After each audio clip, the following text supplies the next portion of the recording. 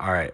I can't believe that I'm actually making this video, but here we go. 695 official square one average reconstructions. I can't believe that this happened.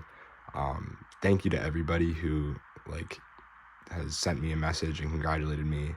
My comment section has been really supportive. I got like 50 messages from just people that some people I didn't even know who just reached out and congratulated me. And I just want to share like the significance real quick, like about this milestone for me. This is this is the milestone that I feel the proudest to achieve. Like, world record was awesome. That was so fantastic. And that was very lucky as well. This feels like I worked my ass off and it really paid off. And there's no better feeling than that. It's really incredible. I know I'm going to push this so much further too. Like, I know I'm capable of like low six, and that'll happen in the coming years in my college years. Hopefully, where I'm going to college, I'm hosting a bunch of comps, so maybe it'll happen there. And I'm really excited for the future. But getting past 7.00 has been probably one of the hardest things mentally for me to do. And I practiced hours and hours a day, basically every day leading up to this for the past 3 years. And all that practice paid off last week. So yeah, I'm so grateful for everybody. And yeah, this average, by the way, as I reconstruct this, especially squanners that are watching this that like know how squan works, these solves were so bad, which is the really funny part. The last two, well, actually no, the fourth one sucked. The last solve was so amazing, and it's probably my second favorite square one solve I've ever done, behind the world record. So yeah, I'm excited to reconstruct them. A lot of funny mistakes, a lot of good times. Let's get right into it with solve number one. All right, so this is the first cube shape, and I traced even, which is the bad alg. But in this case, it's actually good. So even is bad from this angle when you start like this, which is just how I learned it.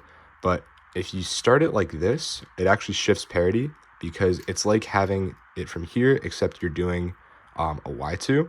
And what that does is it actually switches parity, because the way that you switch parity on any star shape is by aligning the star by 2 like that. So if you did it like this, that would be like doing the star with like 6, or doing like a 6 on the star, which would be doing 2 and then resetting it and then 2 again. So that's why it switches parity. So if I was smart, and I also I thought about doing this, but I didn't want to risk it in comp, which was really dumb of me. I really should have just like went for it, because obviously it's right. But you can just start like that and then go into it by just doing a 1. But I did a -5 and a 2 on bottom, and then did it from here, just because I really wanted to be careful, which was really stupid, but it's fine. I'm not gonna I'm not that upset about it at all. Then I just did pause like that. Then I made a really funny mistake, which was I thought that I got this OBL, and they're different because the top is the same, but the bottom is different because of these edges here. You can see like that. So for this OBL, you can do M2 and then good pairs. But I did not do that, or I did do that. I tried to. This OBL is not that though. So I did M2, realized it was wrong, did a U2, and then did the OBL for this case, which is a 5 slicer like that. And then I got this pretty nice PBL. This is SK. So I just did JN like that, U2, D prime. And then because the bottom stays the same and the top is a U2, I knew I was going to have no AUF, but I executed it pretty slowly and safely. So I did like that. So yeah, that was solve number 1. Let's move on to solve number 2. All right, so this is solve number 2. I traced odd from this angle, which meant that I had to connect this group to this group. So I did a U2 and a slash, and then I did scallops. I got this OBL, which I know, but I just didn't do in the moment, because I like to just go for speed rather than like pausing and recognizing. That's just faster for me. So I did a U prime slash U slash, and then I did this, but I think what I normally do is once I get to here after the EO, I usually do like that and then solve pairs, but for some reason I did it like this. Not sure why, but it actually worked out in the end because I got a better PBL. This is PJK, And from here, I did JJ, and I knew that the edge was going to be in front and that this was going to be in back. So it's just JJ, U2, and then I knew my ABF was going to be U2 and a D on the bottom, like that. All right, solve number 3, I'm not going to go over because I mistraced, and it was just a really bad time. If you want to try the scramble, it's scramble number 3, but it's not really worth going over because it was just a bad solve and no one really cares. Scramble 4. I remember talking to Chris Chi about this scramble afterwards. It's good squares. There's no parity on it. I traced it and had like a little mini heart attack. And I'd like, this is a 3-slice OBO, but I didn't know that. Neither did Chris. So yeah, I was just kind of freaking out in the moment and I didn't really know what to do. My strat was to just like go all out, and that worked for like the first second of the solve. And then once I realized that it was just going to be a bad solve, I just went for like something decent, because I knew it wasn't going to be like PR or anything. But yeah, so I started with a U2 slash and then this.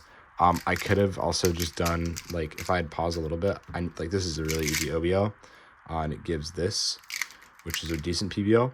So I did like this, U2, and I did that, U2, and then I got here. I don't know where, how fast I got here. It was fast though. I just did this, locked up a lot, and then I got to edge, and I like dropped the cube while doing the ABF, so it fell on the mat, and then I hit the timer.